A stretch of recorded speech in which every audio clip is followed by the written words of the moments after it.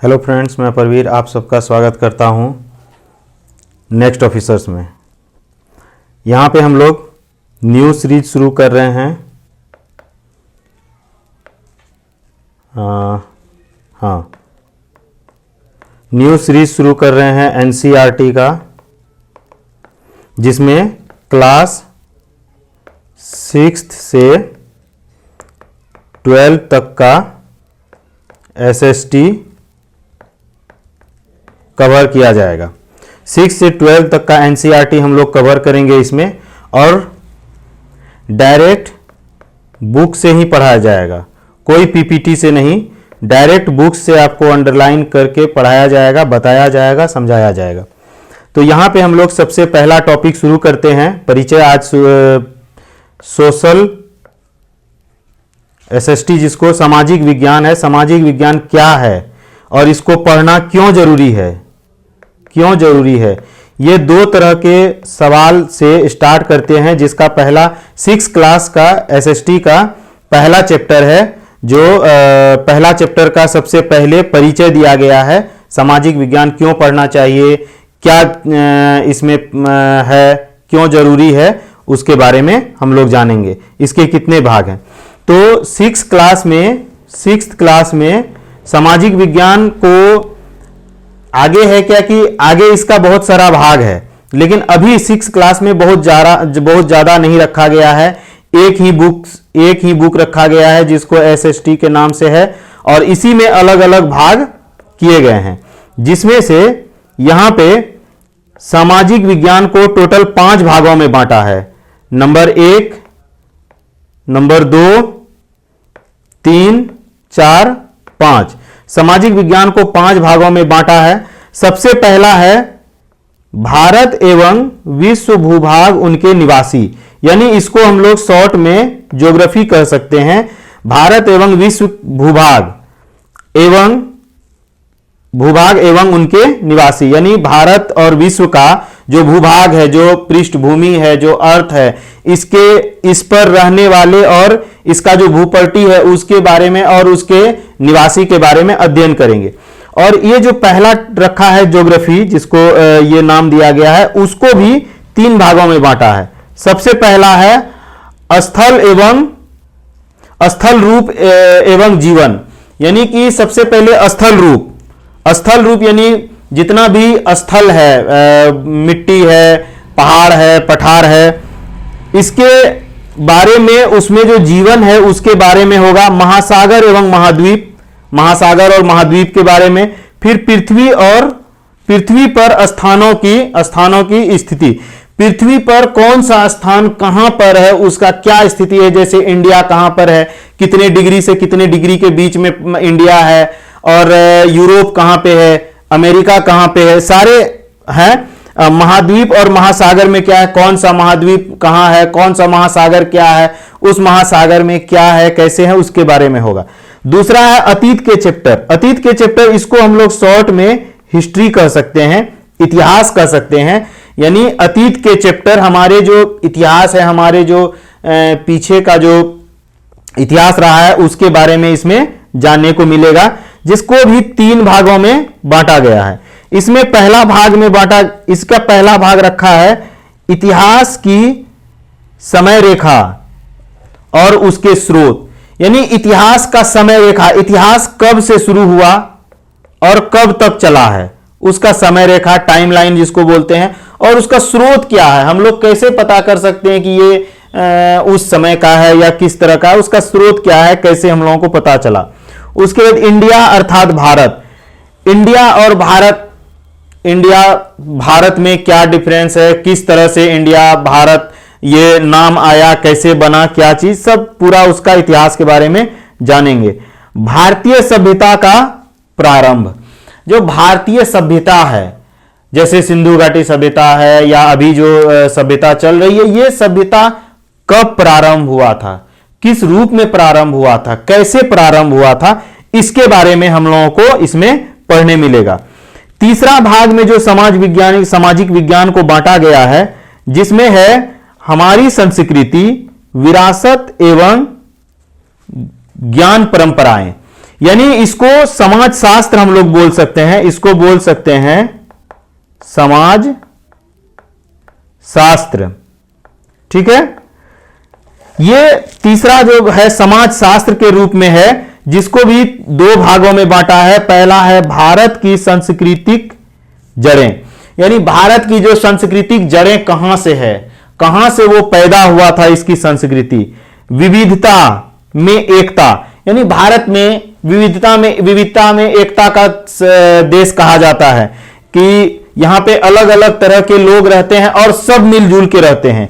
एकता या एक में अनेक, या एक में अनेक, एक ही भारत में अनेक लोग रहते हैं, उनको समझने के लिए समाज शास्त्र का अध्ययन करना पड़ता है, जिसको तीसरे चरण में, तीसरे प्रकार में समाज शास्त्र को रखा गया है। चौथा रखा है शासन और लोकतंत्र। अब बात है कि इसको हम लोग पॉलिटी बोल सकते हैं।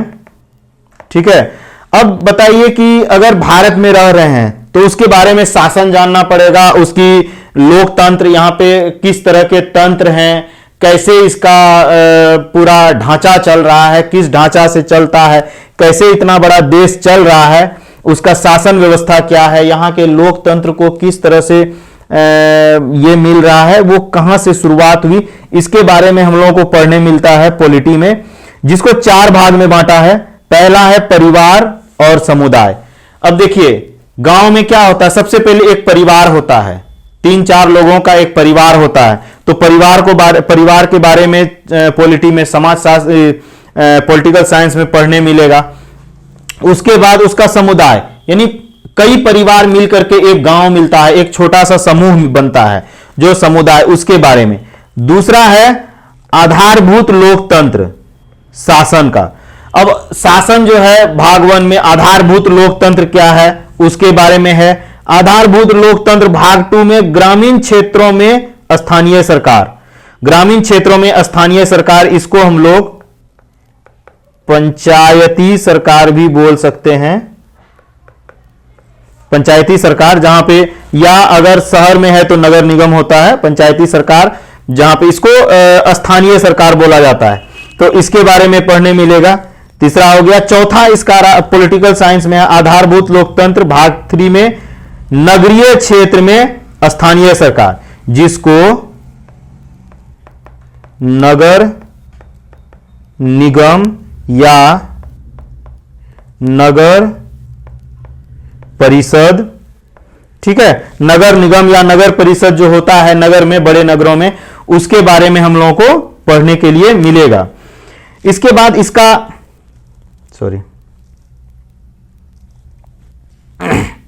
हाँ, तो इसका सामाजिक विज्ञान का जो 5वां भाग है, 5वां प्रकार है, वो है हमारे आसपास के आर्थिक जीवन। अब इसको हम लोग इकोनॉमी भी बोल सकते हैं, इकोनॉमी भी बोल सकते हैं। अगर एक बात बताइए, इतने सारे परिवार, कई सारे परिवार होते हैं, हर परिवार में कुछ ना कुछ बेसिक नीड्स होता है और उसके लिए पैसे खर्च करने पड़ते हैं, बहुत सारे तरह के। तो हर चीज को चलाने के लिए आर्थिक मदद लेना पड़ता है। तो उसके अनुसार से अब उसको अध्ययन करना, इसमें उसको अध्ययन करने के लिए रखा गया है कि आर्थिक जीवन क्या होता है और किस तरह से अर्थव्यवस्था हमारे जीवन को प्रभावित करते हैं और हम उनसे प्रभावित होते हैं। तो इसको भी दो प्रकार का रखा गया है इसमें। हमारे आसपास की आर्थिक गतिविधियां, यानी हमारे आसपास, हमारे परिवार में, हमारे घर के, हमारे चारों तरफ, हमारे ऑफिस में, हमारे घर में, हमारे माता पिता के कलीग्स में किस तरह से आर्थिक गतिविधि चल रही है, हमारे घर के खर्चे जब चलते हैं तो वहां पे किस तरह से आर्थिक दृष्टिकोण से प्रभाव पड़ता है, उसके बारे में जानने मिलेगा। कार्य का महत्व, अब यहां पे कार्य का महत्व, काम क्यों जरूरी है, क्या कार्य है और उसका क्या महत्व है, ये इकोनॉमी में, आर्थिक जीवन में पढ़ने के लिए मिलेगा। तो ये 6 क्लास का पहला जो परिचय है इसका सामाजिक विज्ञान का। इसमें सामाजिक विज्ञान को 5 भागों में बांटा है। पहला ज्योग्राफी बोल सकते हैं, दूसरा हिस्ट्री, तीसरा समाजशास्त्र, चौथा पॉलिटी, 5वां इकोनॉमी। इस पांचों को बांटा है। अभी 6 क्लास के एसएसटी में सामाजिक विज्ञान में हम लोग यही पांचों बुक्स के जो सार हैं इनके इन बुक्स में मिलेगा, जो हम लोग आगे पढ़ेंगे। अभी आगे देखते हैं। इसमें बताते हैं कि ये ऊपर का चित्र देखिए, ये जो चित्र आपके सामने है, ये आप देख रहे हैं, यहां पे पर्वत है, यहां पे झील है, यहां पे देखिए घर है, ये देखिए सड़क है ना। यही कह रहे हैं कि चित्र को देखिए, झील में पानी कहां से आया। पहला सवाल है, ये झील है, झील में पानी कहां से आया, कैसे आया, पानी आने का स्रोत क्या है। अब इसको हम लोग को जानना पड़ेगा कि कैसे पानी आते हैं, पानी कहां से आया, किस रूप में आया, किस तरह से आया, किस तरह का पानी है। सड़क निर्माण किसने कराया और क्यों कराया। ये जो सड़क बना हुआ है, ये आप देख रहे हैं, इसका निर्माण क्यों हुआ है, क्यों कराया गया सड़क का निर्माण, क्या जरूरी था सड़क बनाना, है ना। छोटे छोटे घर रहने वाले हैं, घर जो देख रहे हैं, इसमें क्या क्या गतिविधियां हो रही है इन छोटे घरों में, और इनमें इनका क्या इतिहास रहा है इस घर का, और आगे भविष्य क्या होगा इनका, इनमें रहने वाले छोटे छोटे घरों में रहने वाले लोगों का इतिहास क्या है, ये झील के नजदीक ही क्यों बसे हुए हैं, इनका भविष्य क्या होगा। ये सारे चीजों के बारे में हम लोगों को समाज शास्त्र में विस्तार से पढ़ने के लिए मिलेगा।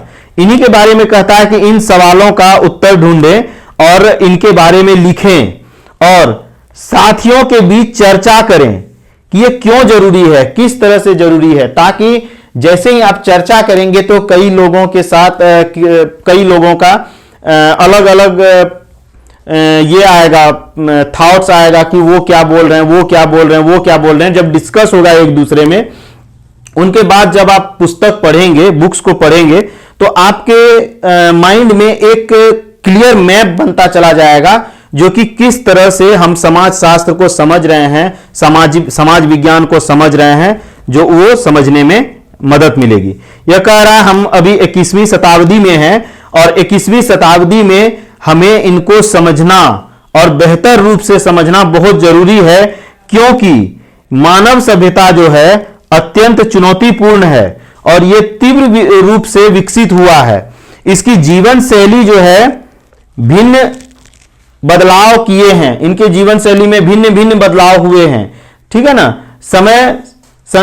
समय संसार विभिन्न युद्धों, और इस समय संसार में विभिन्न युद्ध चल रहा है, सशस्त्र संघर्ष चल रहा है, बढ़ते सामाजिक तनाव हैं, और इनके बीच मानव कैसे अपने आप को सरवाइव कर रहा है, अपने आप को यहां पे समाज में जोड़ के रख पा रहा है, उसके बारे में हम लोगों को विस्तार से जानने के लिए मिलेगा।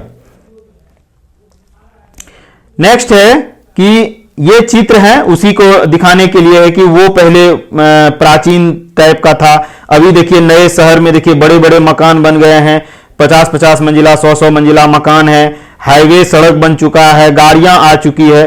तो ये सब जो करने का जरूरत पड़ता है, क्यों पड़ता है, वो उस तरह के समाज से इस तरह के समाज से इस तरह के समाज में बदलाव हो गया, क्यों हुआ, किस प्रकार से हुआ, किस कारण से हुआ, उसको समझना इसमें जरूरी होता है। और समाज शास्त्र का केंद्र जो है मानव ही है। इसका समाज शास्त्र का केंद्र कौन है, मानव है। मानव ही समाज में रहता है, समाज मानव से ही बनता है। अगर मानव नहीं होगा तो समाज ही नहीं होगा। तो मानव, इसका केंद्र कौन है, समाज शास्त्र का केंद्र कौन होगा, मानव होगा। मानव के इर्द गिर्द ही जितने प्रकार के कार्य होते हैं, जो भी चीज होता है, उसी का अध्ययन करना ही समाज शास्त्र के ये में माना जाता है। अब कह रहा है कि इसमें सामाजिक विज्ञान के कई उप विषय हैं। सामाजिक विज्ञान का जो मुख्य विषय होता है, उसके बाद उप विषय। उप विषय में क्या है, भूगोल है, इतिहास है, राजनीतिक विज्ञान है, अर्थशास्त्र है, समाज शास्त्र है, मानव विज्ञान है, पुरातत्व विज्ञान है, मनोविज्ञान है इत्यादि। अब इनके इतने सारे विज्ञान है, तो क्या 6 क्लास में हम लोगों को ये सारे पढ़ना पड़ेगा? तो जवाब है नहीं, क्योंकि ये 6 क्लास में नहीं पढ़ना पड़ेगा। जब ऊपर जाएंगे, जब 11th में जाएंगे, 12 में जाएंगे, उस समय अगर कोई समाज शास्त्र लेता है, या ग्रेजुएशन में आप जब ग्रेजुएशन कर रहे हैं SST से, तो वहां पे कोई एक विषय चुनना पड़ेगा, जैसे भूगोल है, इतिहास है, राजनीतिक विज्ञान है। MA करेंगे तो एक विषय के कई सारे अलग अलग, एक विषय के अंदर ही 10 से 12 आपको अलग अलग विषय के बुक्स को, अलग अलग विषय के टॉपिक्स को या सब्जेक्ट्स को पढ़ना पड़ेगा। तो अभी नहीं पढ़ना है, तो अभी क्या पढ़ना है, अभी इनके बारे में बेसिक जानना है। बेसिक जानना है, एक ही बुक में सब कुछ मिलेगा चैप्टर बाय चैप्टर, जो कि वो क्या होता है, क्यों होता है, किस लिए पढ़ना है, किस लिए जानना है, इस तरह के हम लोग सवाल अभी जान पाएंगे। उसको पढ़ा कैसे जाए, उसको समझा कैसे जाए समाज शास्त्र को, इसके बारे में हम लोग इसमें अभी समझेंगे।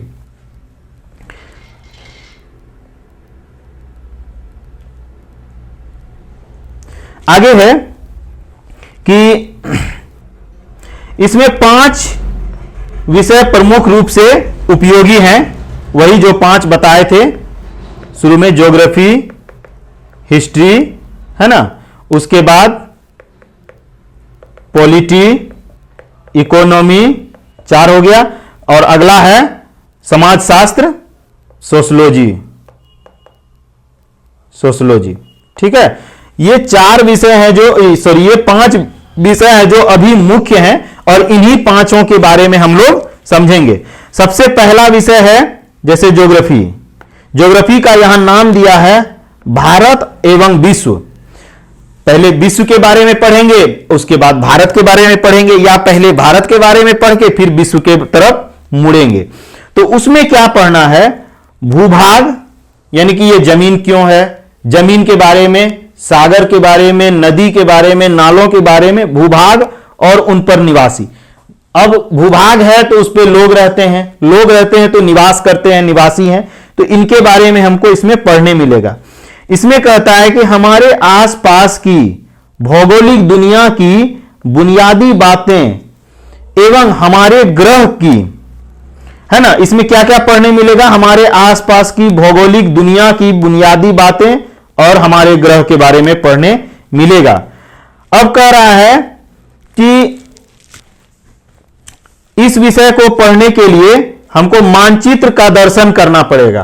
तो अब यह है कि अभी मोबाइल के जमाने में हमको मोबाइल पर सुंदर से सुंदर शानदार मानचित्र प्राप्त हो जाता है।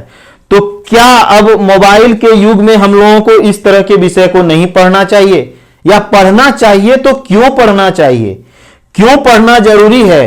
क्या मोबाइल के मानचित्र से सारा चीज हो जाएगा, सारा काम हो जाएगा, या मोबाइल के मानचित्र को समझने के लिए भी पहले पढ़ना पड़ेगा? बिना पढ़े उस मानचित्र को समझ नहीं पाएंगे कि यह मानचित्र किस तरफ की तरफ दिशा इशारा कर रहा है और क्या बताना चाह रहा है।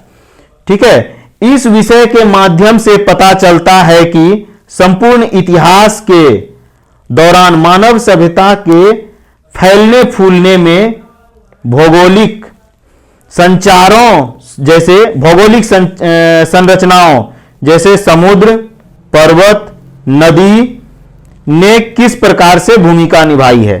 अब जो मानव समाज फला फूला है, बढ़ा है, मानव सभ्यता जो बढ़ा है, उसमें भौगोलिक संरचनाएं किस प्रकार से भूमिका निभाई है, जिसमें हो गया समुद्र, है ना, पर्वत, नदी, नाले, जो भी चीज है वो सारे किस तरह से इसकी भूमिका निभाई है, उसके बारे में हमको इसमें विस्तार से पढ़ने मिलेगा। भारत की प्राकृतिक अवस्थिति के बारे में जानने मिलेगा, और प्राचीन सभ्यता को किस प्रकार से अनूठा पहचान प्रदान की है।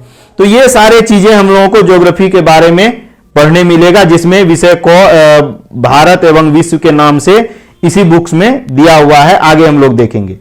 दूसरा जो है अतीत के चैप्टर, इसको हम लोग हिस्ट्री से देखेंगे। ठीक है, इतिहास है तो अतीत के चैप्टर। अब इसमें कह रहे हैं चित्रपट क्या होता है।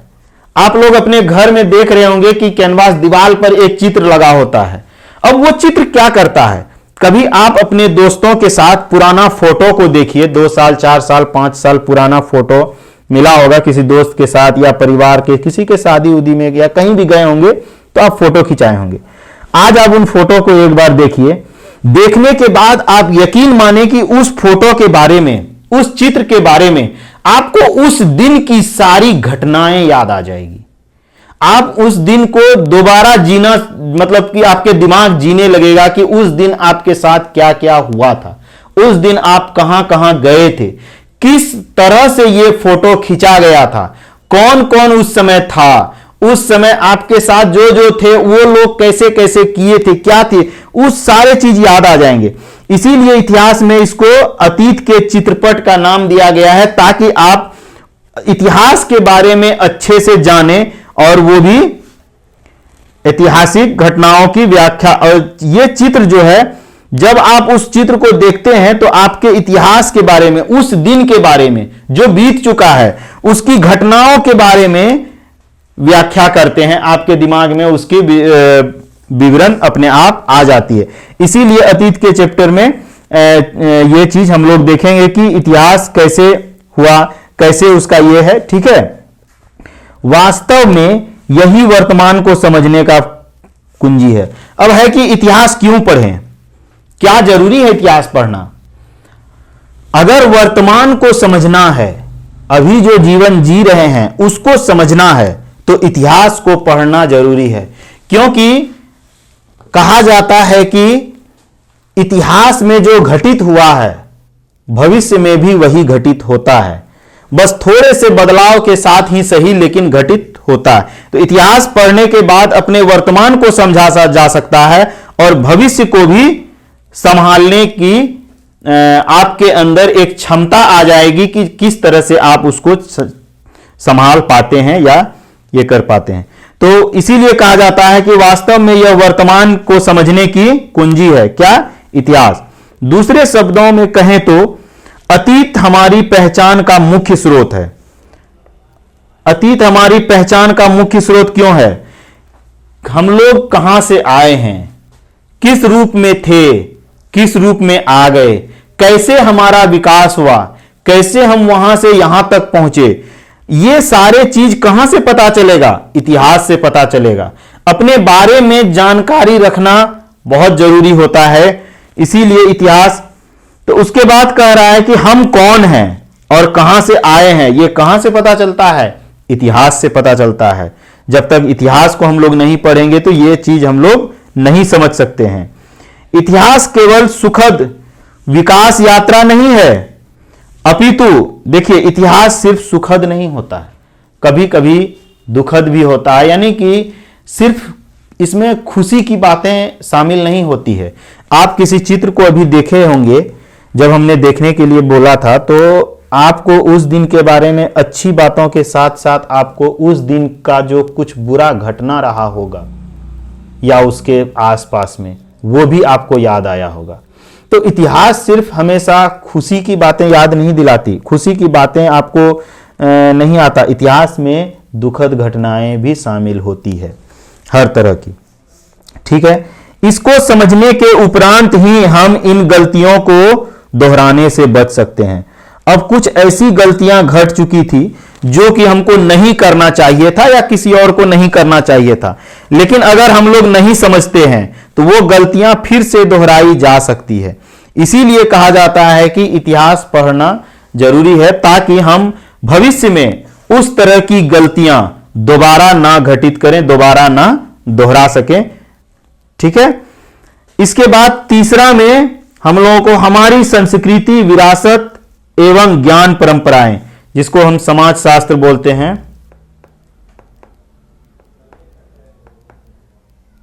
समाज शास्त्र के बारे में जब पढ़ रहे हैं तो इसको क्यों पढ़ना है? भारत की संस्कृति अत्यंत समृद्ध एवं प्राचीन है। कहा जाता है कि भारत की संस्कृति अत्यंत समृद्ध एवं प्राचीन है, और यह सत्य है कि प्राचीन है। तो इसको हम लोग कैसे जानते हैं, है ना? परंतु इसकी प्रमुख विशेषताएं क्या है, इसकी विशेषता क्या है, इसका मार्गदर्शन का सिद्धांत क्या है, भारत का इतिहास में यह किस प्रकार से प्रकट हुआ है ना? भारत समाज की समस्याओं को सुलझाने में किस प्रकार यह सहयोग देगा। ये सारे सवाल हैं जो इनके उत्तर इन पुस्तकों में आगे हम लोगों को पढ़ने मिलेगा, समझने मिलेगा कि ये किस तरह से समाज चलता है। और उनका उद्देश्य क्या है ना। प्रत्येक विद्यार्थी हमारे सभ्यता के नींव को समझ एवं उचित उनके मूल्य को पहचान पाएंगे, है ना। अगला है शासन और लोकतंत्र, जिसको पॉलिटी बोल रहे हैं या पॉलिटिकल साइंस बोल सकते हैं, ठीक है ना।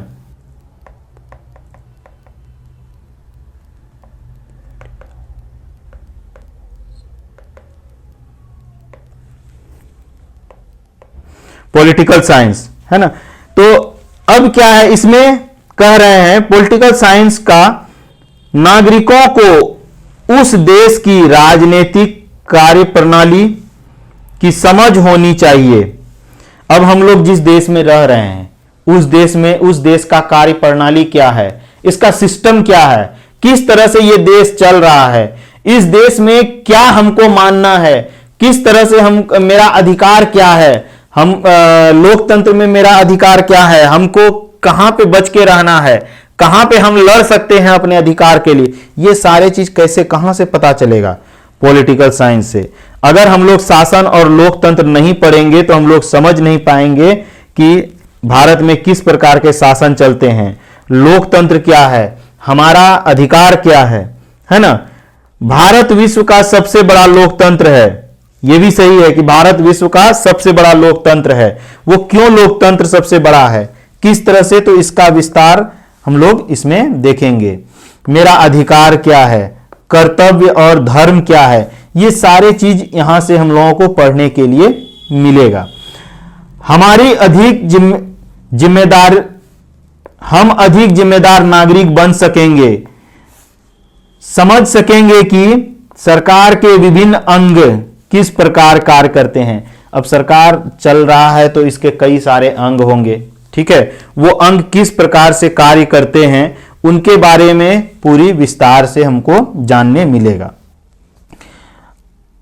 अगला है हमारे आसपास की आर्थिक जीवन। क्या है, हमारे आसपास की आर्थिक जीवन।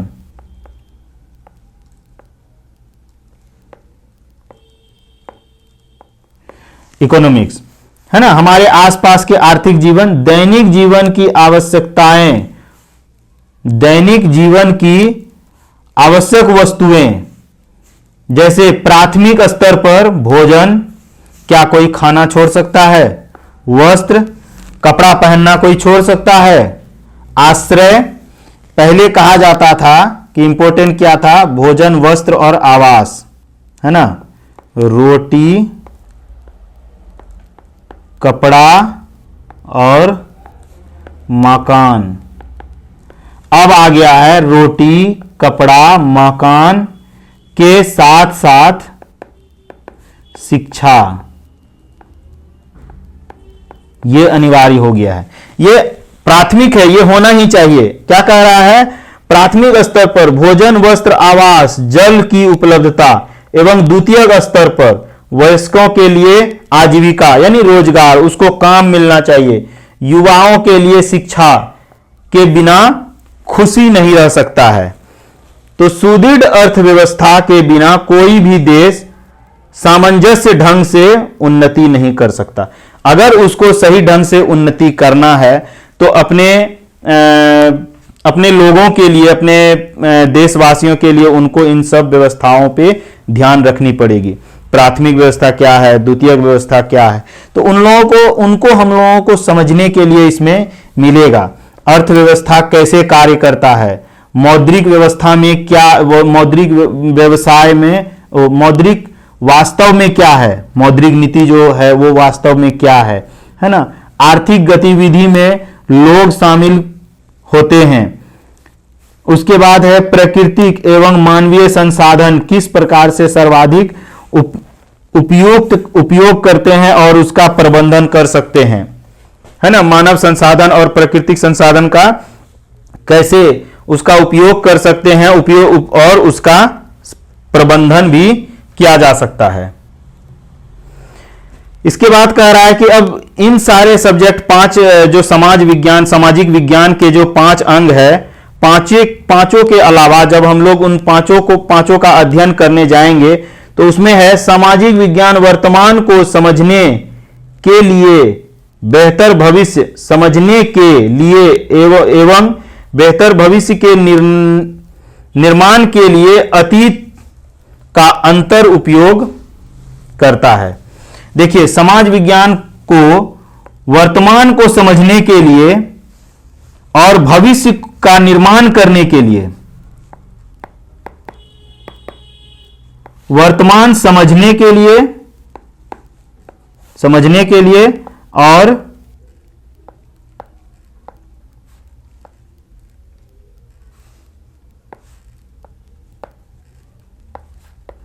भविष्य का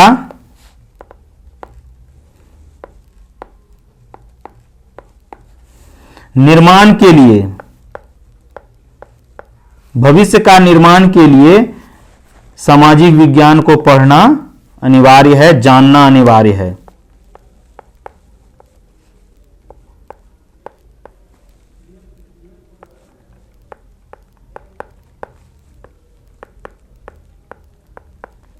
जानना एवं समझना अनिवार्य है। ठीक है, तो आज हम लोग सामाजिक विज्ञान का परिचय देखे हैं कि वो क्या है, कितने भागों में बटा है। 5 भागों में कौन कौन से हैं? ज्योग्राफी, हिस्ट्री, पॉलिटी, इकोनॉमी और सोशियोलॉजी। ठीक है, ये 5 भागों में बंटा हुआ है और पांचों भागों में क्या क्या जानने मिलेगा, किस तरह से उसको हमको जानना है, कैसे उसका अध्ययन करना है। तो आज के लिए इतना ही। नेक्स्ट कल हम लोग देखेंगे कि पृथ्वी पर स्थानों की स्थिति, कौन सा स्थान किस जगह है, क्या है ना, उसके बारे में जानने मिलेगा। इसमें कुछ सवाल हैं। मानचित्र क्या है, हम इसका उपयोग कैसे करते हैं, इसका मुख्य घटक क्या है, पृथ्वी किस स्थान को अंकित करने के लिए अक्षांश और देशांतर का उपयोग करते हैं, देशांतर से स्थानीय समय, मानक समय कैसे संबंधित है, इसके बारे में हम लोग नेक्स्ट क्लास में कल देखेंगे। अगर अभी तक आप लोग वीडियो को देख रहे हैं, वीडियो अच्छा लग रहा है, तो प्लीज़ चैनल को सब्सक्राइब करें और लाइक कर दें ताकि मोटिवेशन मिलता रहे और हम आपके लिए इसी तरह से वीडियो बनाते रहें। सब्सक्राइब करें और साथ में बेल आइकन का बटन होगा, उसको दबा दें ताकि नोटिफिकेशन आपको जल्द से जल्द जैसे ही वीडियो डालें वो आपको मिल जाए। थैंक यू आज के लिए।